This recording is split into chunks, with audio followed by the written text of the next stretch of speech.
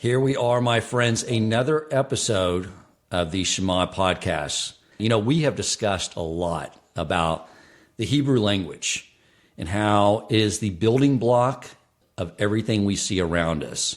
It says in the beginning of the Torah that Hashem created and he sustains this world through speech, through the vibrational frequencies of the Hebrew language.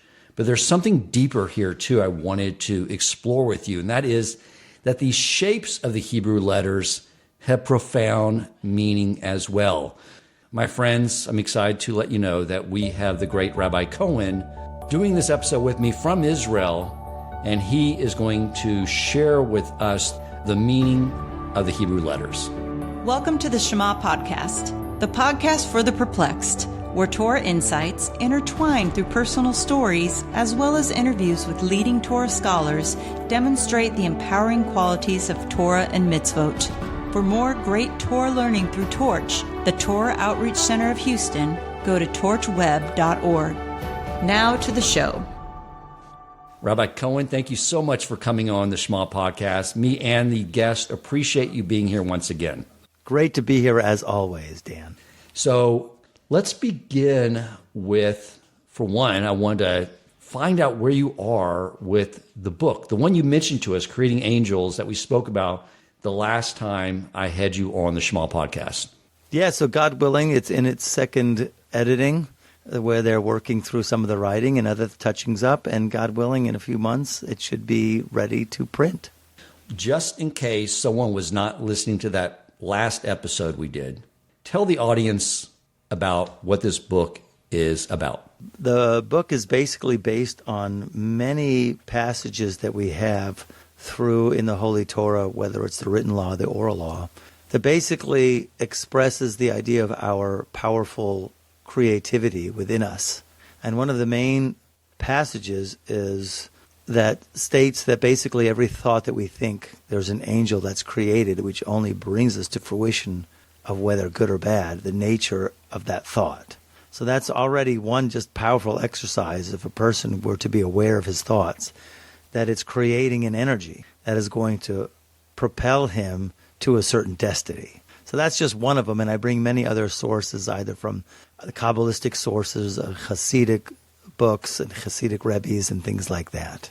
One of the things I got when I read the original draft of it many years ago, and I was so blown away by it, is that, you know, as we're trying to learn Torah, be involved in business, all these things we're involved in this world, it all starts with the thoughts, and the thoughts are the most profound aspect, and the words and the actions are all secondary to that. Is that correct? Yeah, but actually before the thought, there's a will. Okay.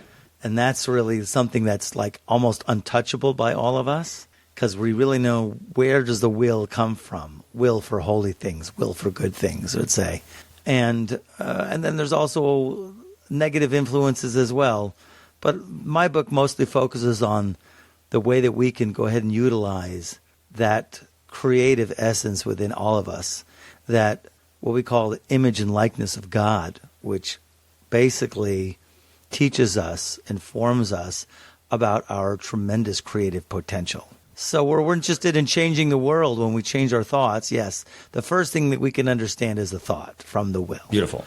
And then, of course, then we can go ahead and go from there. So when I read that book, and I can't wait to read the final copy again and again and again, but I remember when I was reading, I was like, if everyone in Klei Yisrael read and was cognizant of this, it would change everything. And it was so profound that what I wanted to offer to you, dear listeners, is that the first, we'll say 30 people to respond and send me an email at president@torchweb.org and just put in the subject, I want the book. And I will buy the copy of the book, and I will have Rabbi Cohen autograph it. Now, he did just share something with me he taught earlier today.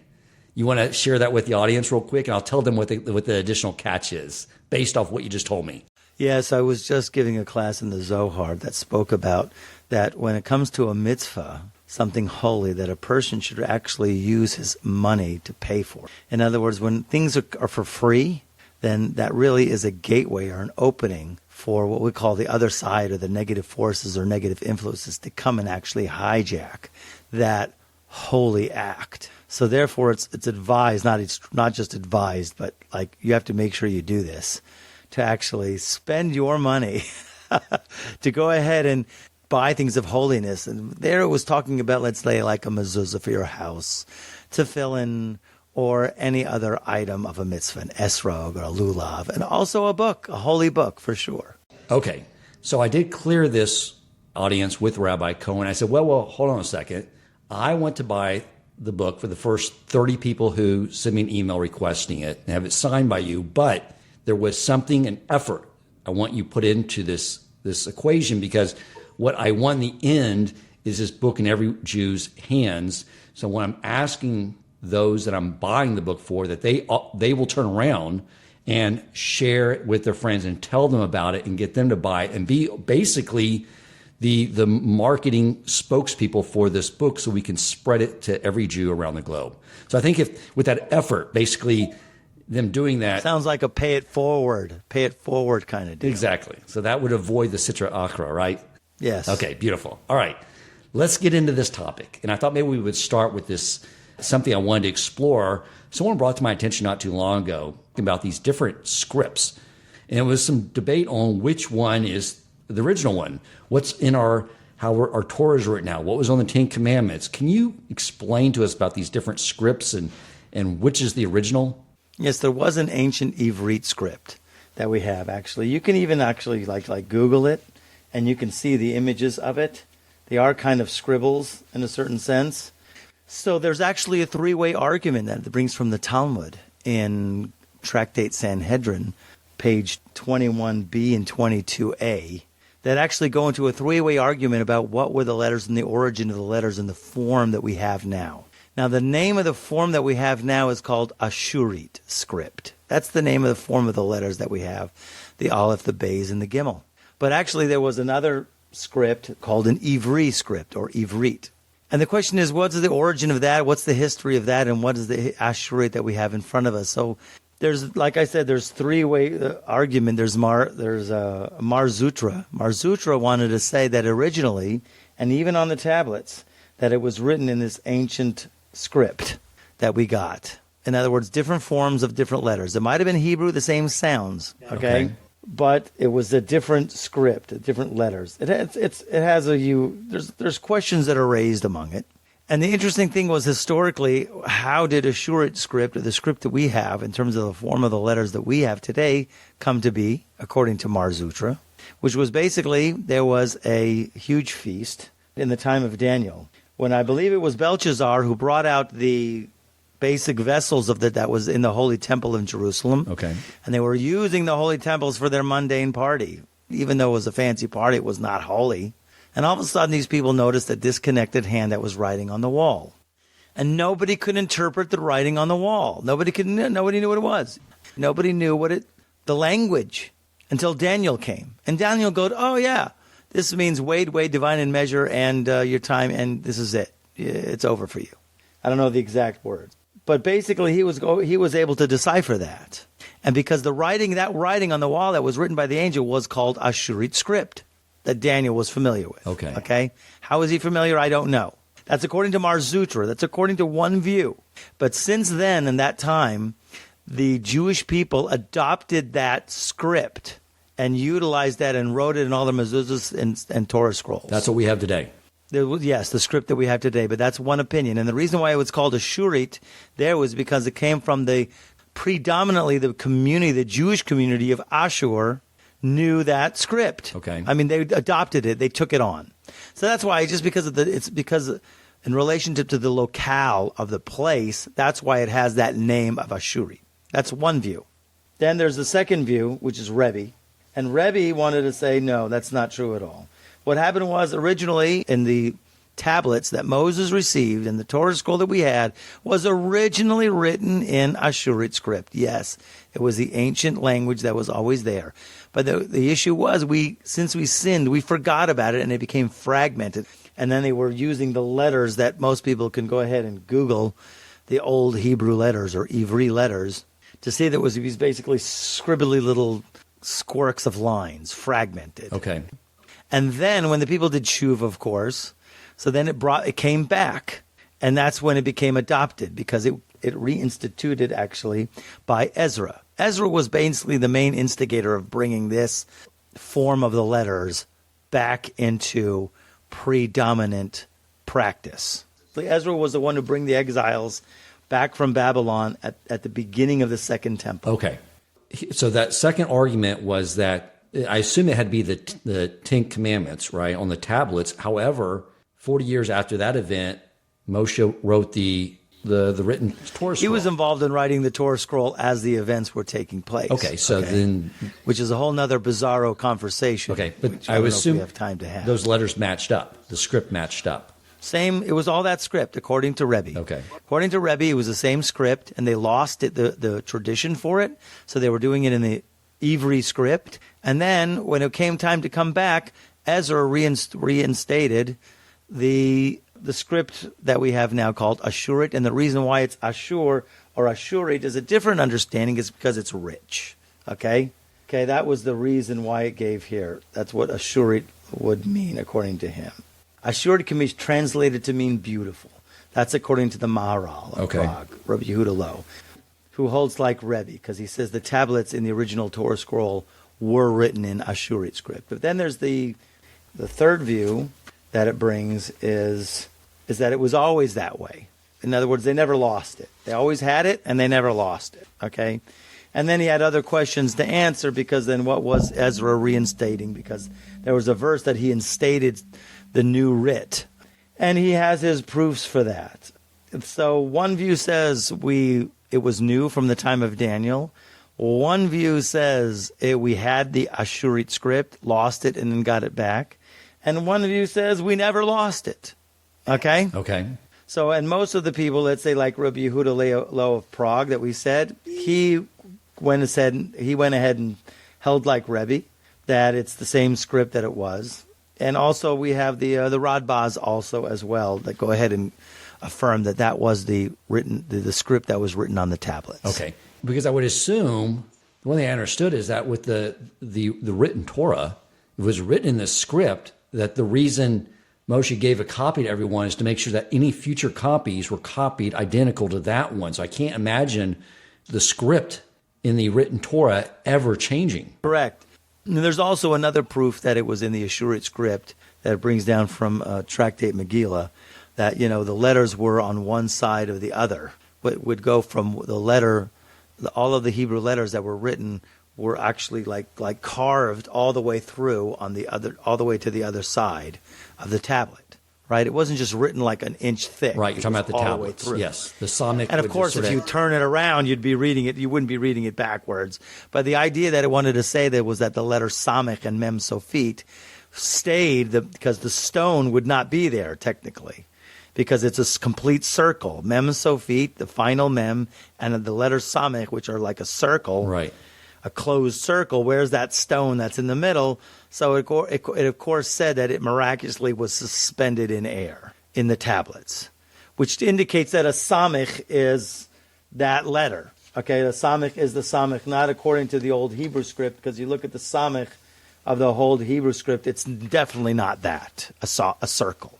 So basically, when we talk about the shape of the Hebrew letters, the original shapes of those letters, it is what we are familiar with today. Yes.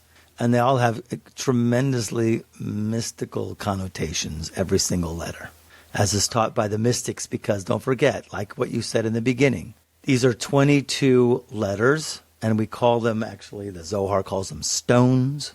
One of the oldest book called the Sefer Yetzirah calls them stones, and because they are the primordial building blocks of creation. They are energies.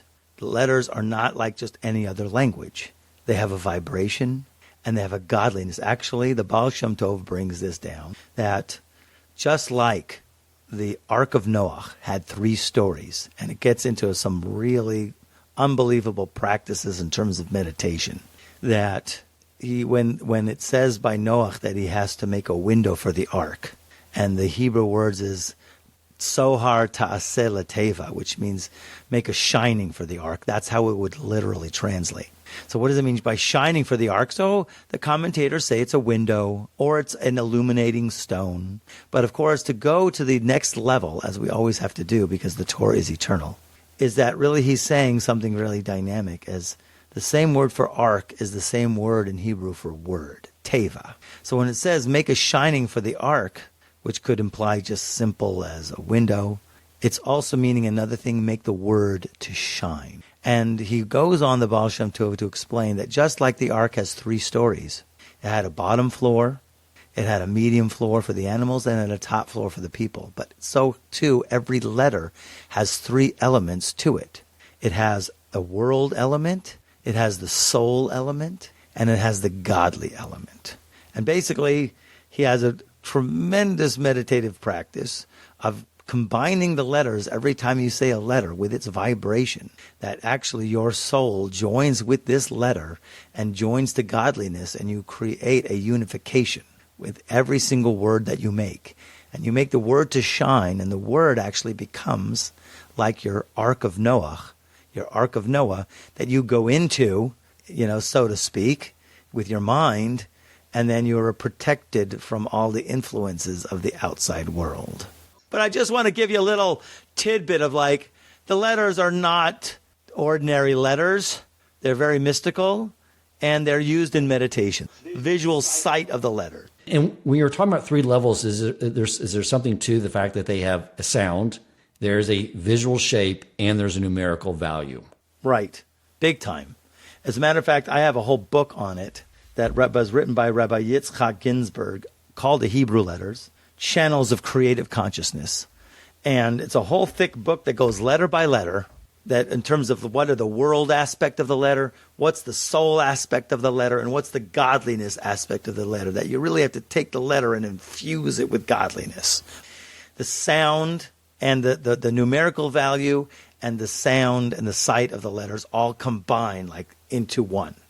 But just to go a little bit before that, to get into the idea, and something that was taught to me a long time ago, that not that you can make so much use of it, but at least it gives us a window to understand that even to pronounce these letters, there's powerful influence about it in the world, in our lives and in our environment. And the idea was taught to me that, in the beginning when you're finally writing a letter, every letter starts with a yud. Always. Because it is just a yud is just a dot on a page. And then, of course, that yud is then expanded. The letter, actually, is always made up of either vavs or yuds. All letters are either a vav or a yud. Like the aleph is basically a yud on top, there's a vav in the middle going slanted, and then there's a yud on the bottom. And it tells a whole story on its own, that aleph. I always sort of saw the yud, maybe it's something I picked up talking to you, or hopefully I didn't come up with it on my own, is that the yud is like being small is like that initial idea. And the vav is that idea of being brought down. Yes, you could look at it as the seed, undifferentiated dot. It is expansive, but it's not communicable because there's like a no thought zone. Until, let's say, you take that yud and draw it either vertical, or you can draw horizontal, or you can draw diagonal. That vav is going to go, and really all of those, I'm going into a really deeper sense. There are 2 kinds of light in the world. There's 2 kinds. There's either you get direct light, that's from above to below, that's Hashem bestowing, or there's what's called the returning light, which is basically reflective. Like we have the sun and the moon. The sun is direct light, and the moon is reflective light. So when you see, let's say, just to give you like an idea of the letter Vav is just a direct line going straight down from the top. Except for think about 6 columns of every Sefer Torah, the column always begins with the letter Vav, except for think about 6 places. I'm not sure. But usually every column has to begin with this, direct light. And when the light is horizontal, that's a representation of the reflective light bouncing back. I need to reflect something. I need to give something back. One is I need to receive, and one is I need to give back. And all the letters are a combination of those. ideas. And it's all, see, the idea here is these are energies, primordial energy fields used in certain frequencies. They create very powerful things. We know God created the world with 10 utterances, 10 statements. And it's not like those statements, he uttered them and left like us. He uttered those statements, and those statements are giving every single thing its absolute animation right here and now. When he said, let there be a firmament, the letters and the transmutation of those letters and combination of those letters give the firmament its animation. When he said, let there be trees and grasses, those are, we all know, all the Kabbalists know, are made up of letters. The inner workings of these items that we see as a plant or a grass or a fruit, really the inner workings of it in its subatomic quantum cosmic particle, it's letters. The idea here is the energies of letters should not be taken lightly. Now, just to throw it out there since we're on this roll here. So, I mean, just to get the idea, let's say like the Aleph. The Aleph is 2 yuds and a line in between, a diagonal line in between. So the diagonal line is a combination of like direct light and returning light, because it's not horizontal and it's not vertical.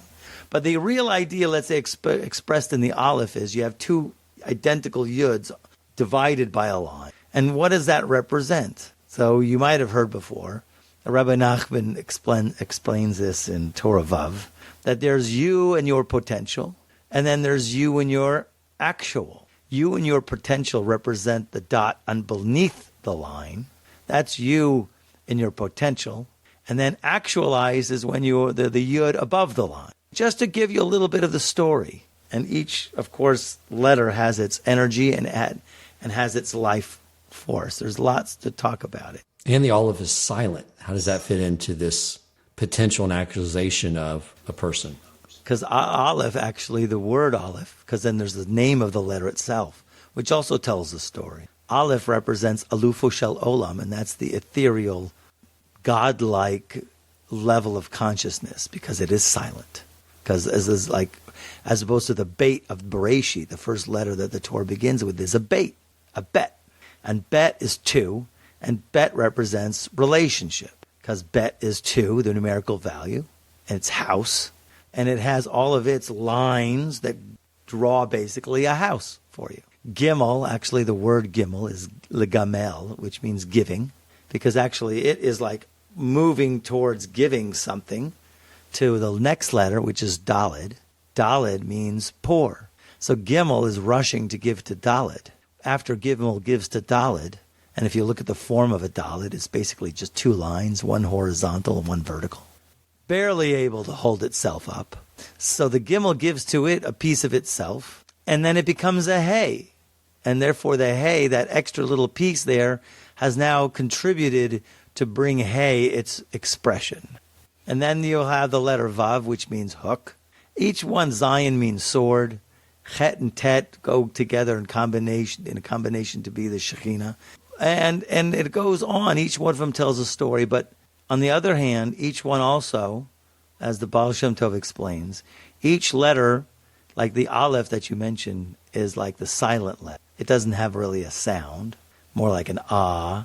But when it dresses, but really what happens is that same light, that is ah, is dressing in the letter beneath it, and then it becomes a bet.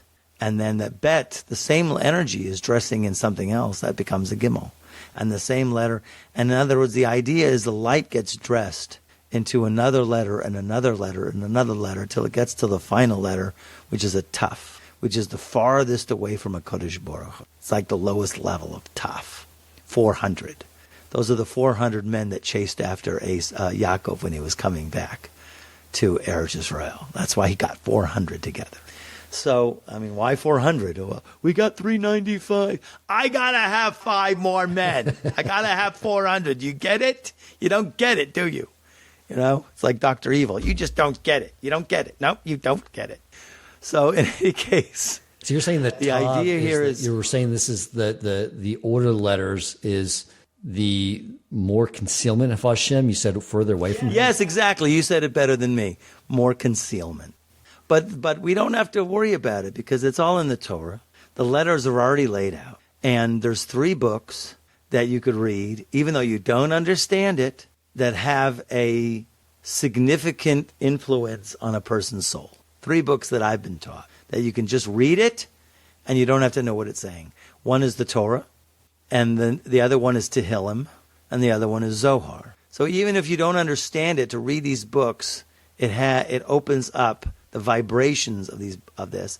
And not, I don't want to get low in terms of like vibrations and energy and resonance, but there is one halacha in the Shulchan Aruch that talks about learning.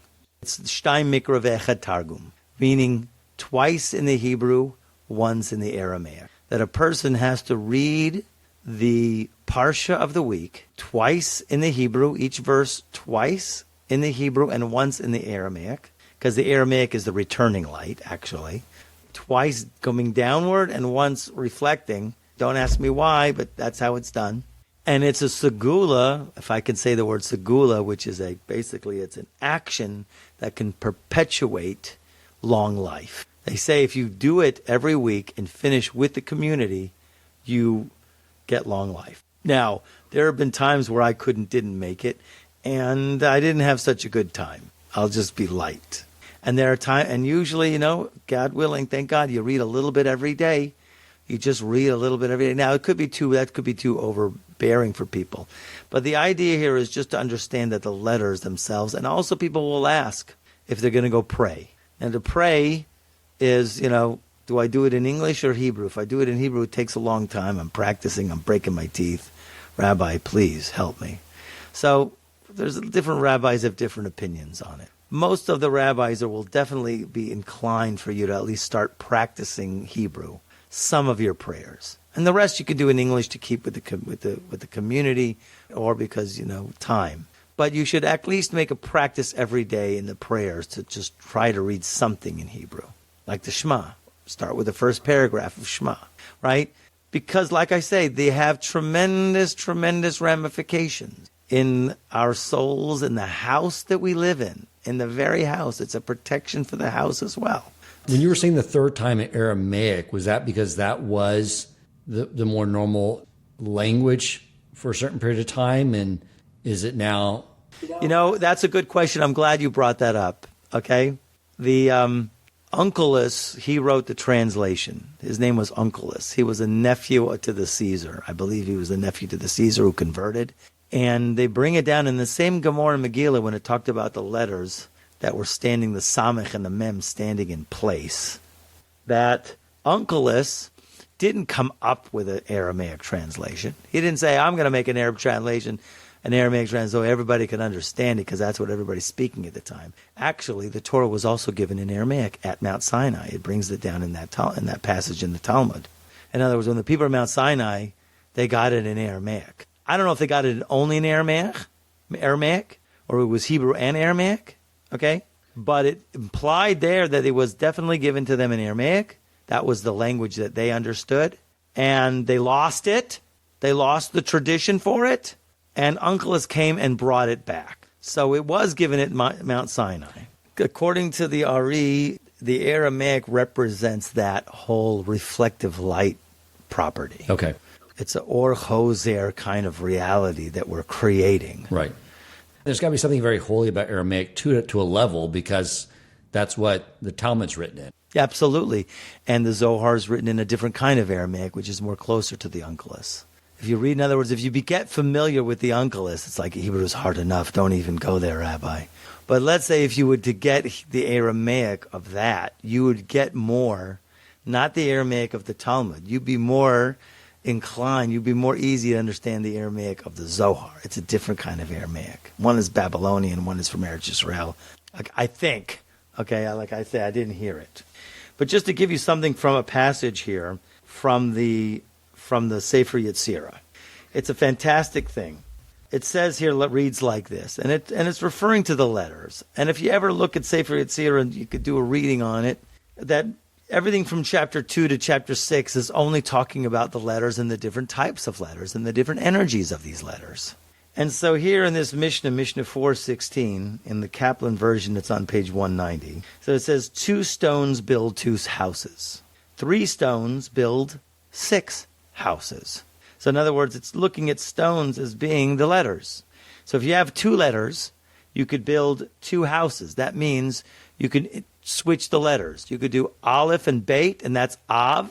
And then you switch the letters, and it's Beit Aleph. 2 different words. So you have from 2 letters, 2 houses. If you have 3 stones or 3 letters, how many combinations of those letters can you build words out of? Or just the combinations.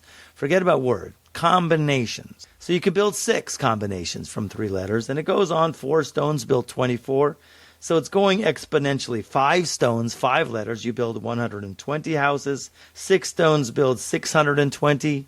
And it goes on. 7 stones build 5,040. And from here on, go out and calculate that which the mouth cannot speak and the ear cannot hear. Because if you take the 22 letter combinations times 21, actually, really, it ends up being almost an endless combination of letters that you can transmute these letters. Interestingly enough, just to throw it out to you, we say a praise every day. Kulam yikra. We say kula. We say that Hashem, He created the stars and He gives them all names. So God gives the names to every single star. And of course, the names are going to be these Hebrew names here. Of course, the combinations of these letters are going to be these stars, the names of these stars. It goes huge and exponentially. And the idea here is that our mouths are very powerful. And of course, the mouths in the Hebrew are very powerful. And then when you use it with the Torah, it becomes extremely powerful. Okay. So one of the things that got me thinking about this whole topic is I read in the Midrash at the giving of the Torah that the Jewish people were seeing sounds. Were they seeing the Hebrew letters? Interestingly enough, I did see recently, they were actually using vibrations and trying to form or see what the vibrations, if the vibrations were making a formation of anything. They were using it like in connection with the letters of different languages. Like they were using the letter of A to see if an A would form, okay? Or a B and B would form, and they were using it for different languages. Interestingly enough, when they got to the Hebrew and they used the Aleph, and I guess what happened was, the sand, it was a sand vibration, a very fine sand, and it would form into a letter Aleph, okay? Yeah, I've seen that video. It's pretty mind-blowing. Right, you did see that. But the power of the speech in Hebrew has powerful effects on all of the molecules that are around us all the time. And that's what blessings are. And, when you give a blessing, you're actually, and it goes into the book that I'm writing, of course, because our thoughts are very powerful. Our words also create angels. Our actions also create angels. So the words that we say in Hebrew, they mamish actually have a very strong influence on the molecules that are around us. We don't know. We're not aware of the influence that we have. We think, okay, only if I talk to somebody or scream at them, maybe I'll have an influence. Maybe, right? If I scream at my son or daughter, right? Maybe they'll listen, right? But really, it's way more powerful than that. Way more powerful. And they're coming out with stuff like that all the time. So now imagine if you have the building blocks of creation that's forming every single thing in existence, and you have the right words for it, how much of an influence, of a greater influence you can have. Here's the practice for everybody now today. It's a huge practice. Okay, it's in the last chapter of my book. They have these things, these fields that we are emitting. They're discovering that people with their thoughts and their feelings are actually emanating energies. And we have a mitzvah before we pray every day. And before we go in to pray, we walk into the synagogue. We say, Hare ani mikabel alai mitzvahs aseh shel v'ahavta l'reacha kamocha. I now accept upon myself the positive commandment to love every Jew like myself, every person like myself. It's a positive mitzvah. It's in Leviticus. But you know what happens? Prayers, sometimes we're just so busy and we're thinking about who knows other things. We don't necessarily focus completely. But I try to stop at that point. And I try to really engender very deep in my heart a sincere love for every single person in creation. And I try to allow the feelings as I say the words, Ve'ahavta l'reacha kamocha, to love your neighbor as yourself. The word love, I try to picture that a love coming from my heart that reaches to every single person on the planet, every single creation. It comes from the Ari, the famed 16th century Kabbalist, who said you have to do this every morning before you pray. And then, of course, not just say it. It's the reality that we are creating. We are actually emanating from our hearts, the deepest places of our psyche, this emanating love to everybody on the planet. So imagine you doing that and feeling that. And it has an effect because you're saying the words in the Torah. Ve'ahavta l'reacha kamocha. It's very powerful. So that's just your little take-home that people can do and try it at home. Because it affects the molecules, it affects the atoms, it affects the reality. And quite frankly, isn't the whole illusion of this world that we are trying to see beyond is that there is really no separation? Absolutely, because they are you. Your neighbor is you. We're all part of one and the same soul. It's all part of the same one unified neshama that God created. It's just the bodies seem to be giving this impression that we're separated. But really, reality is definitely not what we think it is. And it's all red pill stuff. Okay. So look at every letter as a red pill. But it's not just a one-time pill. I'm up, Neo. Welcome to reality. We have to be on a diet of red pills. Okay. So let's go back to the shapes here. Like when someone is looking at like a Hebrew word, written in Hebrew, and is there something we can learn more about that thing or that animal or something by also understanding the Hebrew letters? Like I said before, it's our connection to the letters, and through that, it seems like the letters they have three aspects in it, but really we're part of that aspect because, like I said, it has worlds, the lowest part, neshama, that is us, and then there's godliness.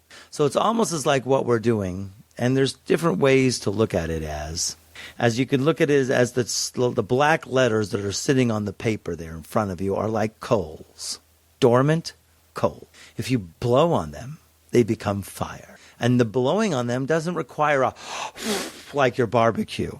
It requires just to pronounce it. B of Baruch. Baruch.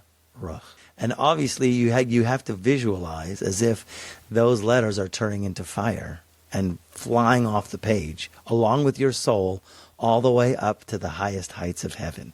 It's a bizarro imagery, and to do that on every word, it's practice. It's our kung fu, okay?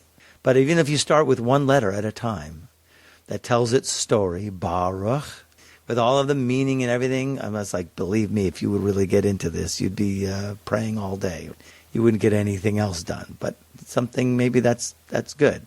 So the idea here is, yes, the letters are energy. The letters have a life. The letters are waiting for you to blow on them and give them life. And then you take them actually up to a higher place and connect them to a higher place in infinity. Basically, I mean, that's the whole idea of speech, correct? Is you're bringing air up and then using your mouth to form the sounds of the letters to bring them out into the world. Is that the same thing that you're describing? Yes, absolutely. You can call it, I've heard one Kabbalist call it creational science. We use our mouths for blessings all the time. So when you say Baruch or Baruch Hashem, it's a powerful thing. Very powerful. Right. Okay. We're taking the lowest part of the human body, the mouth, the teeth, the tongue, the flesh, taking the ruach, the air, and we're articulating a concept that's probably coming from a much higher level and bringing those things There you together. go. I like the way you're saying it. It's very nice. You know, you could use different terminologies for it. Energy, because we look at the letters as being just basically a kli, a vessel. And we are like a vehicle to go ahead and take that vessel and connect it to God, to infuse it. We can also infuse the letter with God. So the physical matter, let's say there's energy. Rabbi Ginsburg in the introduction calls it energy, life, and light. It's like the energy of a letter has an energy, and then we are the life force of that energy because we say the letter. And that, of course, will infuse it with light. And like I said, we don't necessarily see immediately the effects of it. Oh, but it has an effect. It has an effect. So the idea here is like they have life to them. So they have life, we are the energy, and then there's, of course, connecting it to the light of God. I hope I gave some kind of insight. Look, it's an amazing concept, because when you stop and contemplate that everything in the universe, every physical matter, including our bodies, are being brought into existence through Hashem's speech in the letters, and even everything in the spiritual realm and our neshamas are being constantly being created through sounds, then through the sounds is where Hashem is creating all life. So everything you're saying is pretty mind-blowing. Absolutely. Absolutely.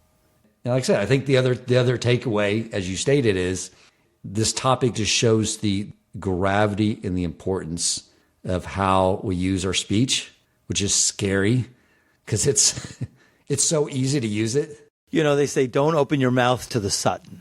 Don't open your mouth to the Satan. And that's referring to anytime you're going to say something like negative, like, you know, or you're going to say, you know, don't say something foolish too soon, like, wow, look at this. We just got on the freeway and there's no traffic. And then all of a sudden there's traffic. It's like, no, just keep quiet. Don't say, wow, thank God there's no police around, and then there's police around. It's like, keep on the flip side, be careful. Right. Be careful. I was like, whenever I've made the mistake in the past of saying like, man, I haven't been sick in so long. I always get sick the next day. Oh, there you go. Right? Exactly. So like you give yourself an ayin hara, we call it, you give yourself the evil eye. You open up the mouth of the influence of it happening. Your words actually brought it about. Right. Okay? Beautiful. Rabbi, thank you so much for discussing this intriguing, amazing topic with us. Is there anything else you'd like to share on it? Just to know that the letters are deep and it's worth investing in trying to even read it, even though you don't understand it. The idea here is to be aware that it's not any other language. It's the king's language. It's the creational science language. And it's something that we have to learn to connect to because they're all red pills. Right. Okay. Beautiful. Rabbi, thank you so much for coming in. Pleasure. If you enjoyed this episode, please consider supporting Torch so they can continue to spread Torah wisdom to the world by making a donation at torchweb.org and clicking donate in the top right corner of the page. And if you would like to get in contact with our host with comments, suggestions for future topics of learning, or questions for him or his guest rabbis, you may email him at president@torchweb.org.